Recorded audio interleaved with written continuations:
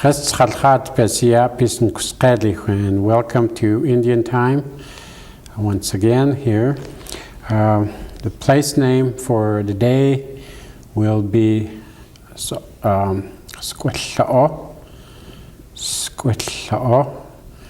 which is Ravala, and it means when you go over and you're going down a hill and you get back to the water. That's the translation for Squitla'o. Lupisen kusqedih seum kumi ipres yet khwatlu bes husteduisi lupes gudi testem kumi khestlu tachitlu kes mekot kumi khestlu ne istch kes aks twilwil taks husteduis lash etlu Quitluin pahot kekel yaman suit kekel qamqami nankus paqani el put el mus el chatla mkel chtakhole el mus ne hu el upnel nku ne khutlek el a keks qamqami chmtlun kud mislu sqadi kumi khas asiyatlu in pahot yatkhwa Kami bin beels. Ja, achadau bies bos mistum tu. Kami sun dekum khetluka aks twiltum tluna. Tluna kelch alqan kelch qptana tlutlash tlash ed keks tlsmek tlit. I'd like to welcome all of you again to Indian Time. Remind you that some of the things that have been going on lately is last week, I think on the 12th, there was a water meeting or water negotiations or water hearing or however you want to call it in Helena with the state and the federal people. There was a group of elders who accompanied the people that went over to the technical team, the negotiating team to Helena to voice their concerns and listen to what's taking place there. Also, that's been things that have been going on is last week on the 14th was the PIR day here on the reservation at the Two Eagle River School, and we have a guest today that will be discussing the PIR Day, what it means, and what it has accomplished. Ongoing things that the tribes are involved in are highway meetings, the design of the highway. There's still some discussions on the lane configuration and a lot of the right-of-way and has been purchased by the state to work on the highway here sometime in the next 10-15 years, I suppose, depending on how soon the three governments can come to a consensus or an agreement on the lane configuration. There's been some redesign and some things done on the access to the highway. There's been some changes. Whenever we decide on how and when this is going to start, that'll play a big role in the highway design. On the access, some of the accesses have been cut, have been recommendations to cut some of the access to the highway. Also tonight, on the 19th at 7:30, Lucy Vandenberg's old job, I guess, is what teaching language at the Culture Committee. Shirley Trahan is going to start teaching language at the Longhouse at 7:30 this evening. She will be teaching, I'm not sure, but I think she said the first part will be for beginners and then the second part will be for more advanced. She's encouraging all of those past students, former students, to please come and try out her language class. She's set the evening so it would give people that have jobs and are working an opportunity to come in the evenings. And hopefully we can get the language program moving along again. Also on the 22nd, which I believe is this Friday or next Friday? This Friday, there's an annual fall trip to the medicine tree. Usually we go in a caravan. We try to leave the longhouse around 9 o'clock. By 9 o'clock in the morning, we go down to the medicine tree and do our prayers and offerings. And then if it's nice enough, people will stop afterwards. Bring your own lunch, and we'll stop and get together and eat lunch somewhere. There's a picnic area just north of the medicine tree. And when the weather is bad, people will bring money to stop at the Coffee Cup there in Hamilton, which has some real great pies and cakes there. Not that I eat any, but there's some real great stuff there. A good selection of food. So, and then on Sunday, on the 24th, is the annual pilgrimage to Stevensville, to go down there for a mass and a dinner. That is in memory of our ancestors and those people that are still buried and left down there in Stevensville. So if you have some time and feel like you need to be part of remembering our ancestors down in the Bitterroot, come down there. The Mass starts at noon, and I think right around noon, and then we'll have a meal right after that. In the past, we used to have some drumming and dancing afterwards, but if we have enough people that bring their outfits and drums there, they might do that again.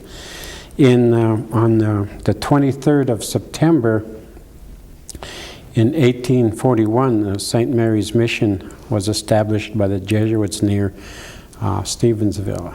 So this is kind of a time for the mission, but it's also a time to go back and think about our ancestors and our loved ones that lived in that area and those that are still buried in that area. So please come down and join us on Sunday. Bring it's a kind of our potluck. We furnish most of the main dishes, but if you have something that you can share with us, please bring that. And on the 25th of September in 1909, the government closed the allotment of land to the tribal members of the reservation. That's another important date this month. With that, I think we'll go ahead and get started. I'll introduce my guest today. My guest today is Penny Kipp. Penny Kipp is she's from the Tribal Education Department. She's a curriculum coordinator, is that what it is? Correct. And she has almost been there a year already, and I wanted Penny to kind of explain to us exactly what the function of the Tribal Ed Department is. Penny, welcome and thank you for being here. Thanks for having me, Tony. The Tribal Ed Department, it's a big job to explain what the whole thing does. Bits and pieces of it I can give you. Basically works with all the schools on the reservation in coordinating activities, to coordinate the JOM, Title IX, Title VII programs in the schools, to work with Indian parents.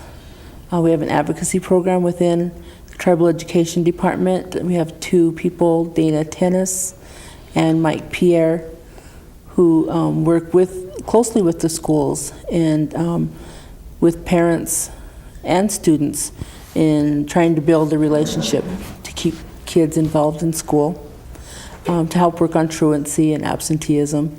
and which will hopefully deter the dropout rate. How long is, when was the Tribal Ed Department established here? You know, Tony, I don't know that answer. But it's been a while. It has. I believe it began.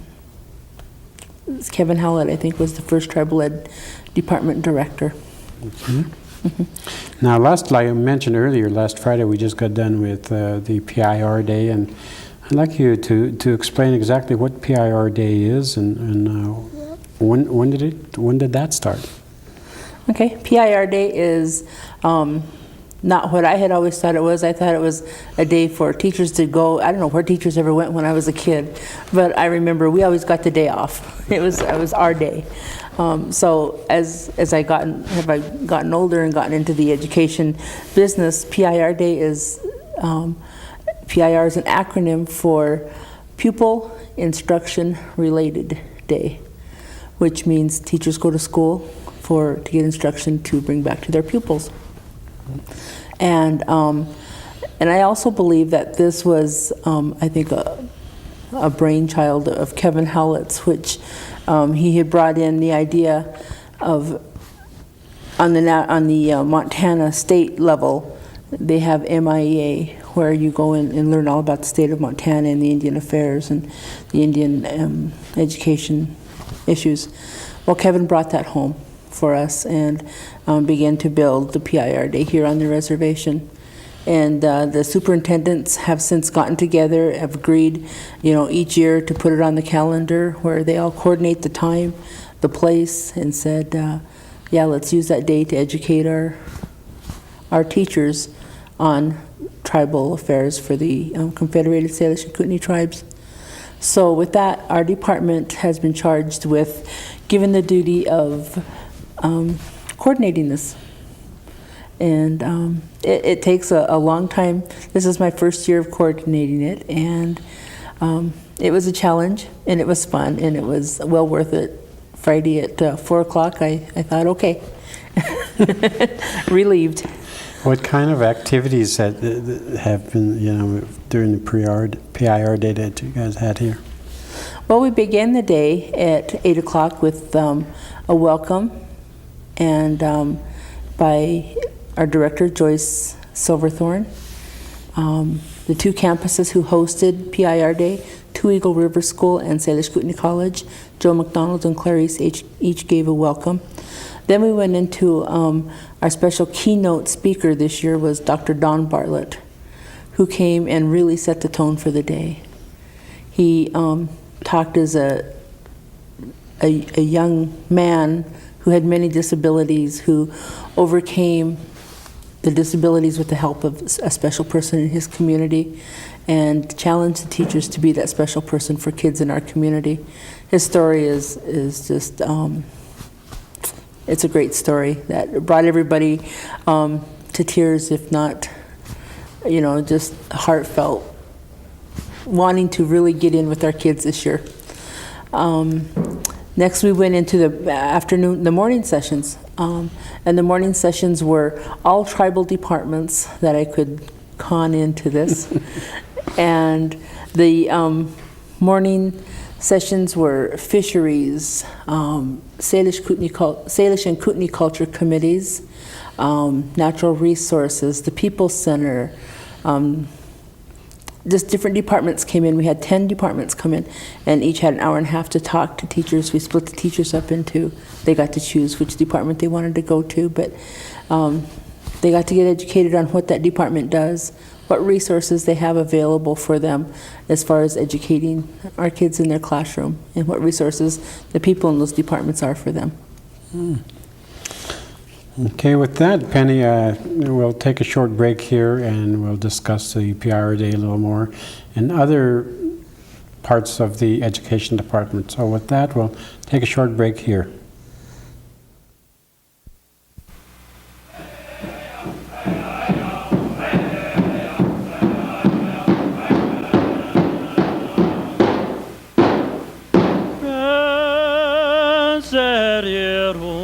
The choices we make today affect our options for tomorrow. I choose not to smoke and pursued my ability to sing. I've been able to travel, make new friends, and see different cultures. Choose carefully. Don't limit your future. Welcome back to Indian Time. Remember, the place name for today is Squitla'o, which is Ravala, going back down to the water. My guest today, again, is Penny Kipp from the Tribal Ed Department. And before the break, we discussed the morning session of the PIR Day, and now I think she's ready to discuss some of the activities that took place in the afternoon. Penny? Okay. The afternoon was sessions which were also an hour and a half long, where we had invited people to come in and talk about special topics. One of the topics one of the sessions that we had was called tribal government, and we invited tribal councilmen to come in, and we were so pleased. We had 5 tribal representatives there, and they did a wonderful job. They answered specific questions and then got to talk on their own. The evaluations, which I got to look through this morning quickly, were that people were real happy with the information that they received and were wanting more, and felt that they were given adequate information that they could bring back to their classrooms.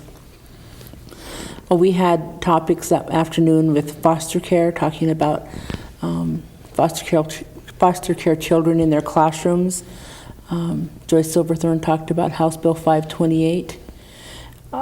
We had Melanie Sandoval, who did a session on language games, and that proved to be really fun. The teachers who wrote evaluations said, they could use it in their science class and trying to learn scientific names, and they could use it in, one teacher says, I'm learning to speak Gaelic, so I'm going to use that in my Gaelic, and Melanie does use these games in her Salish language class in St. Ignatius. That's always fun. Lewis and Clark history Lewis and Clark in Salish history presented by Julie Kajun was a big class for the afternoon. Chuck Tillier came in as a community member and talked about being valued and treating somebody with value in your community and in your classroom. The RSI from Salish Kootenai College came in and set up the Star Lab, and it's a planetarium. It's a big balloon type thing. You crawl in and you get to look at the stars. And so they were taught how to bring that into their classroom and how to set it up and dismantle it. Teachers enjoyed that session a lot. We had SKC Library did a session on how to use the library and what's there for their resources. And teachers are now talking about what they're going to do with their evenings and weekends. They're saying they'd like to go back and relook at that. They didn't know that these were resources available to them. And it's always exciting for us to see that teachers are getting that information, stuff that they can bring back to their classroom, because that's really the focus of the PIR Day.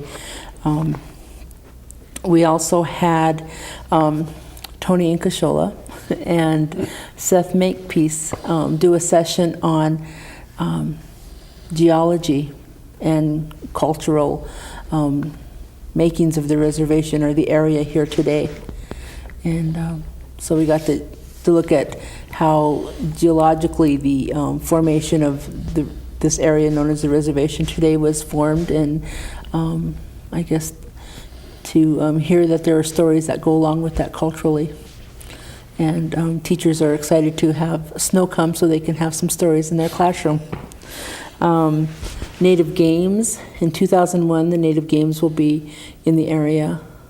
And so they were talking about some of the games that are going to be happening, the atlatl, the hoop and dart, and all the long ago Native games, and how to integrate those into your classroom or your PE classes so that kids can start learning this so they can compete. Native American literature, a list of literature that is usable by all teachers, which are acceptable literature pieces. History of the United States, Mike Dolson did a piece. talking about the Indians in the United States and how they were affected by, how they affect the history of the United States. Tribal History by Bearhead Swaney. He gave a timeline, I believe, from 1600 till present of the makings of the Nowday Reservation. Tribal Sovereignty was a subject talked to by Dan Decker, always a crowd pleaser. And Powwow Etiquette, which Bob Boyer came up from Missoula and gave to us and just talked to us about do's and don'ts of powwows and how significant powwow is and the regalia pieces are. So all this information was told, and teachers were able to bring it back, and hopefully it's in a way that teachers are going to be able to integrate it into some of their stuff that they do and understand a little bit more about where their students are coming from and feel more welcome and opened in their communities and looking for those resources. I know I spoke briefly to you about the culture committees that were there, and the after seeing the evaluations, and the evaluations saying now they know where to go and look for resources. They know they have a contact there, and that in itself was the greatest accomplishment of the PIR Day this year, and I guess every year. Is there any other kinds of things that you hope to accomplish through this day, PIR Day? I think every year we hope to bring in more speakers and more topics, and I would like for people out there, I'd like to challenge them to call my office at 675-2700. I'm at extension 1298. And if you have topics or subjects or anything that you'd like for your teachers or your children to know in class, call us and say, well, what about this topic or what about that topic? And we'd like to work that in. Or if you're a presenter out there who'd say, I'd like to present next year or be looked at as a presenter for next year, call our office. It's not too early. I know it just got over this week, but we're already looking for a bigger and better PIR Day this year. This coming year. So, and always we're asking for people to participate in however they'd like to be a part of your child's education. And this is a good way to do it. Thanks, Penny. I know I listened a little bit. Well, I guess I did listen to all of Dr. Don Bartlett's presentation, and I think that's although I think for some people that don't understand I think the lifestyle or the communities in which Native American has grown up in and back in the earlier times, I think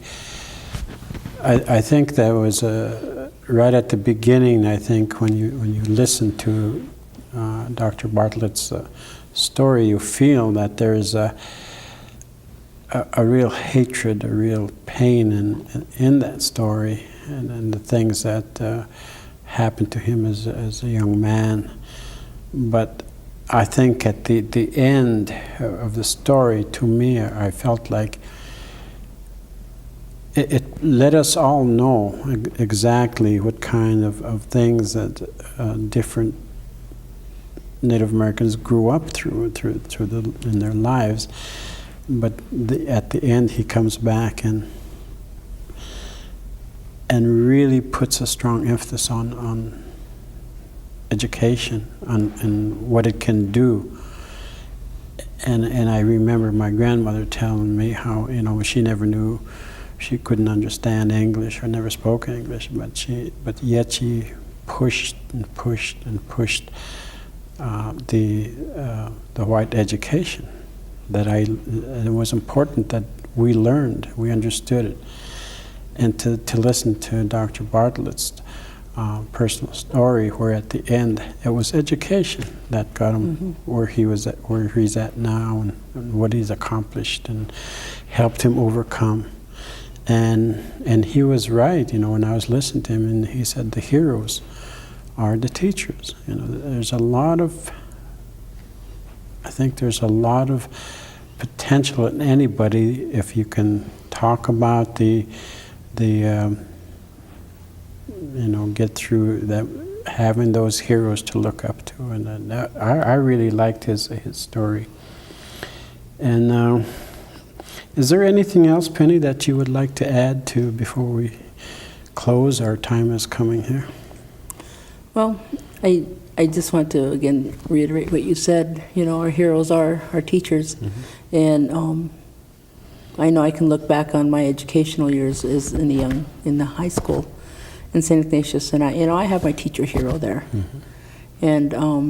And he's still very, if I still need something, if I still need a pat on the back, I tell him something good, and he just makes me feel even that much better about it. So we all have those heroes in our lives.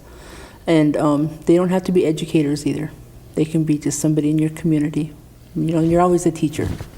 Mm-hmm. But yep, to our heroes today, thank you. Thank you, Penny. Mm-hmm. It's interesting. As you can see, that there's a great effort by the Tribal Ed Department and the tribes here in trying to bring that gap between communities, teachers, parents, students, to close that gap so there'll be a better understanding and better learning capabilities from our children. I think that we have a lot to offer. I think a lot of our communities have the same goals. It's just that we need to communicate and understand each other. Once we do that, I think we become a stronger reservation, both Indian and non-Indian. And with that, what the word of the place name of the day again is Squatla'o. And with that, I'd like to thank you for joining us. I hope you're here next time. Rest